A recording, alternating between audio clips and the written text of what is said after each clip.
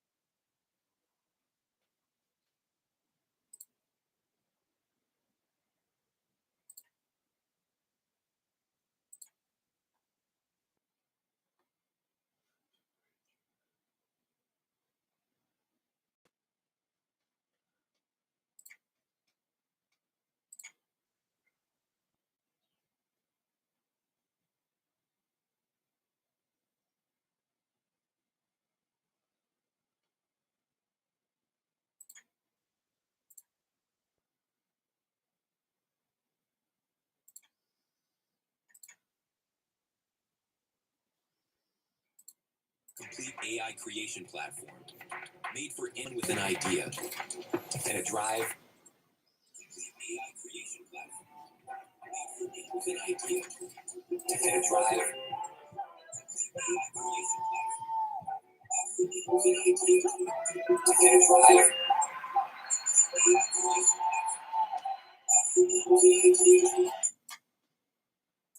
Co tu się kurwa dzieje?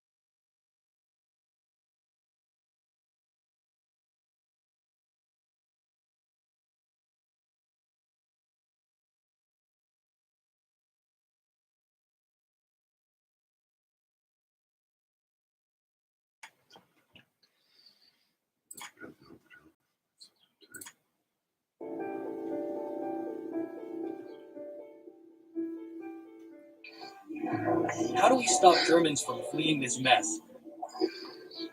Back in the day, in the GDR, they were shot at with bullets. Today, the FRG is starting to fire taxes. And first, I want to clarify that I'm here with my daughter, because many of you are asking in the comments what else Amish can do in this mess. As I said, I've been financially free for 2 years and can simply come and go wherever I please. And those who are leaving Germany are, of course, not migrants. Migrants are happy with the social welfare here and are sitting comfortably and elegantly in Germany.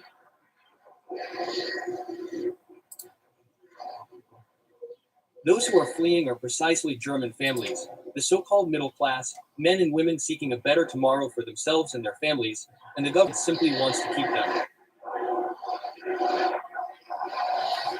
How? They want to tax them heavily, and today I'll tell you about a new controversial solution, the so-called exit tax. Is it fiscal policy or financial coercion?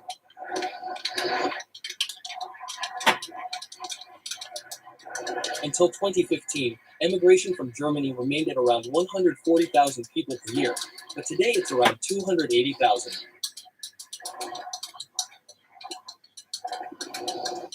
This figure has doubled.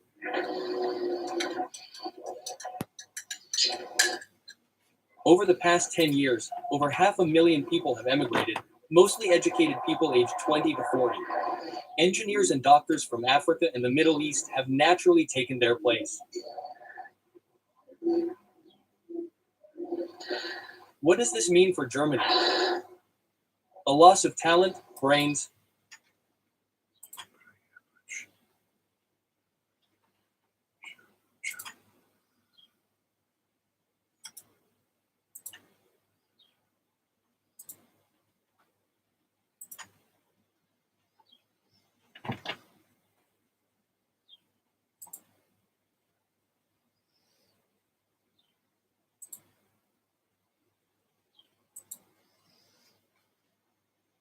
and the driving force of the economy. In response to this outflow of German engineers, the government introduced the so-called relocation tax. How does it work? If you've lived in Germany for at least 7 years and own at least 1% of a company, fund, or ETF, you have to pay tax even if you don't sell anything.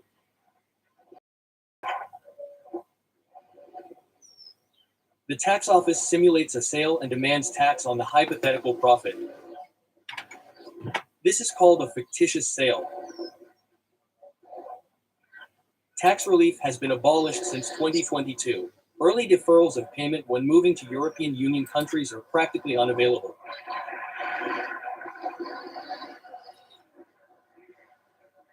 So you can't get out of here easily if you own a fortune, only if you pay a hefty tax bill. And that's how they want to force their professionals to stay here. Imagine Marta, a 32-year-old psychologist with a PhD. Her husband landed a fantastic contract in Copenhagen, and the family wants to move there.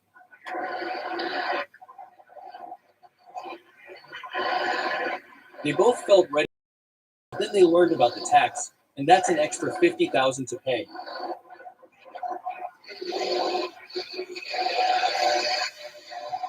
Marta resigned and is staying in Germany. The second case is Tomas. Tomas is from Poland. He worked in Germany as an IT specialist for 10 years. He's a good friend of my daughter's, and the boy dreamed of working in Portugal. He owns shares in a startup, a few stocks, and so on, ETFs.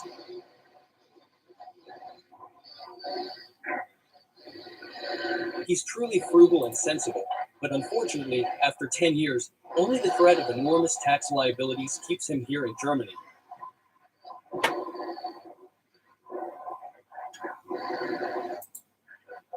For a long time, in my films, I've been encouraging young, educated people and entrepreneurs to leave Germany as soon as possible. And now it might even be too late. Unfortunately, the new regulations evoke associations with practices from the GDR. The Daily Develop writes that the current measures are reminiscent of post-war attempts to prevent citizens from fleeing the Republic.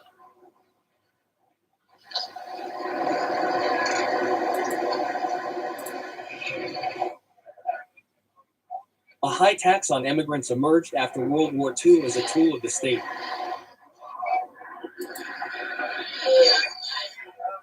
Are we witnessing the return of the fiscal veil, as in the Soviet Union? Here, see the voucher.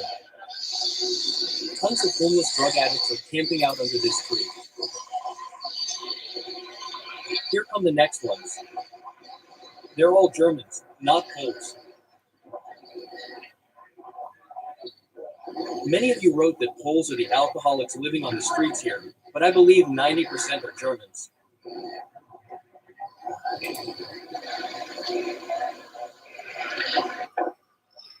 Bio-experts on alarm say this is a way to force citizens to stay. The labor market and personal plans are placed in the shadow of a fiscal prison.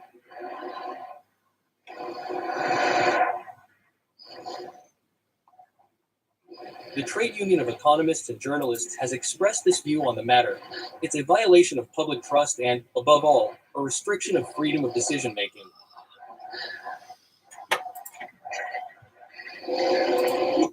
Governments, too, are constantly coming up with new ways to keep us here in this socialist European Union.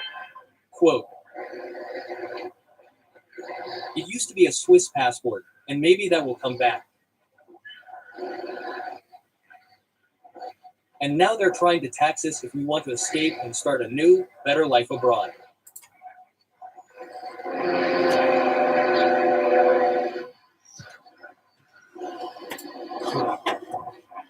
This time, the German government wants to keep its own taxpayers, its sheep, here in the name of protecting the labor market and the budget, and is resorting to a controversial tool.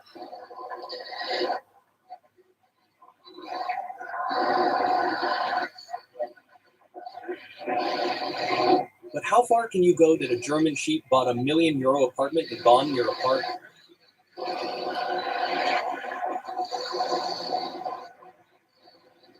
And in the park, there are only dealers, drug addicts, and others.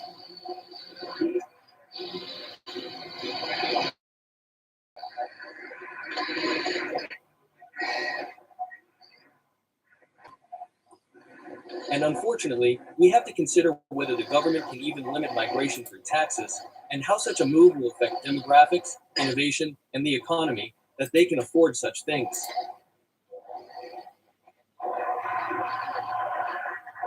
We already know this. This is what the German government is showing us right now.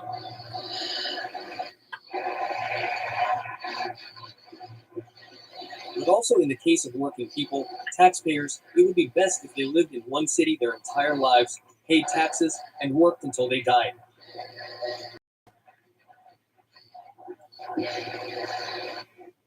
This is how the German government envisions our lives. Tell me, what do you think? Will such solutions be met with citizen support, or will they, on the contrary, provoke resistance?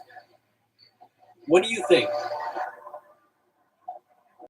The German government obviously knows that in just 10 years, Germany will be short of tens or even hundreds of thousands of skilled workers.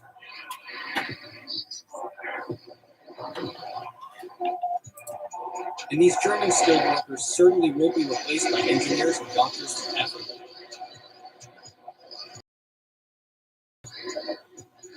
The government knows this. Young, educated people, entrepreneurs, and so on. How? Of course, they don't want to lower taxes. On the contrary, they want to tax those who want to flee.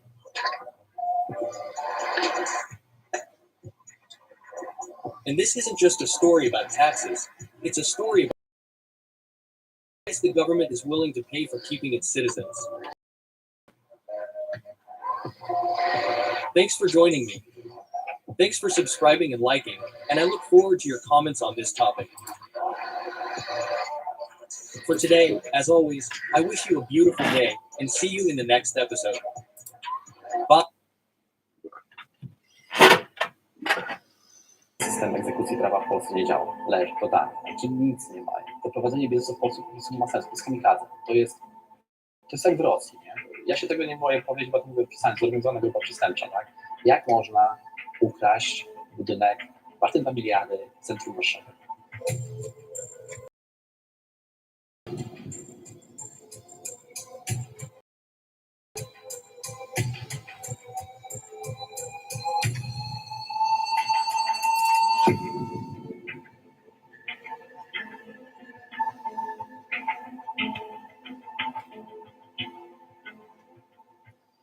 Dwa miliardy złotych warty jest biurowiec w centrum Warszawy, Mennica Legacy Tower.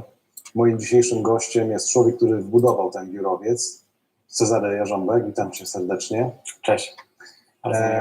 Nasze śledztwo obejmować będzie to zagadnienie, ten problem. Chciałbym, żebyście dołączyli do naszej sprawy.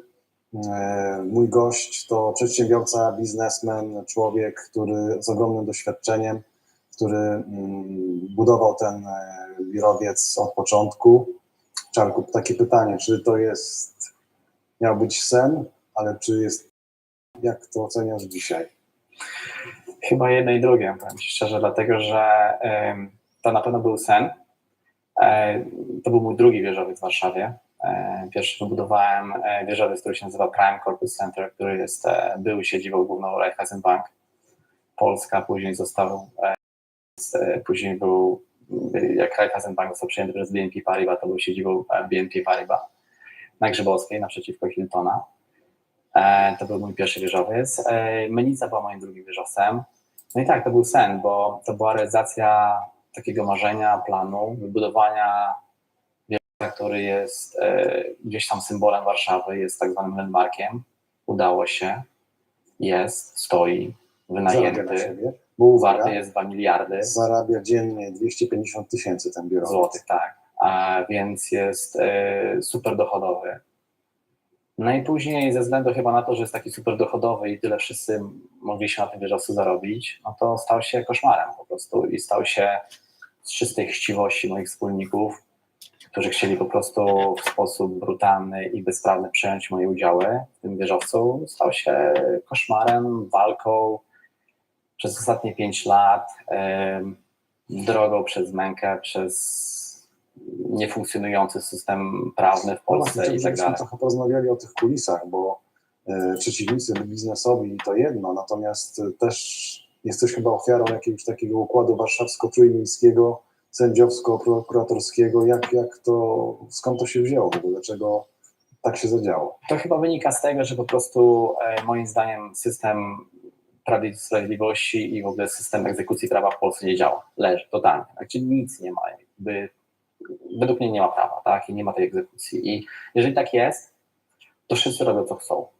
Dlaczego tak robią co chcą? No bo nie ma żadnej za to kary, żadnych sankcji i to jest na szczeblu ludzi, którzy się obracają w biznesie, ale też później całego jak gdyby gremium urzędniczego, prokuratorów, sędziów i tak dalej. Nie ma żadnej weryfikacji, nie ma żadnej odpowiedzialności, nie ma niczego. Skoro niczego nie ma, nikt nie jest w stanie pociągnąć tych osób do odpowiedzialności, no to każdy robi co chce, nie? To jest naturalne, to jest takie naturalne ludzkie. I akurat w moim przypadku było tak, że w momencie, kiedy mogliśmy ten biurowiec sprzedać w 2019 i później w 2021 roku po pandemii, kiedy moje udziały w tym biurowcu były warte praktycznie między 80 a 100 milionów euro, w zależności od tej ceny, kiedy mój dług, który zaciągnąłem po to, żeby ten biurowiec wybudować, szacowany był na około 50 do 60 milionów euro, czyli jakby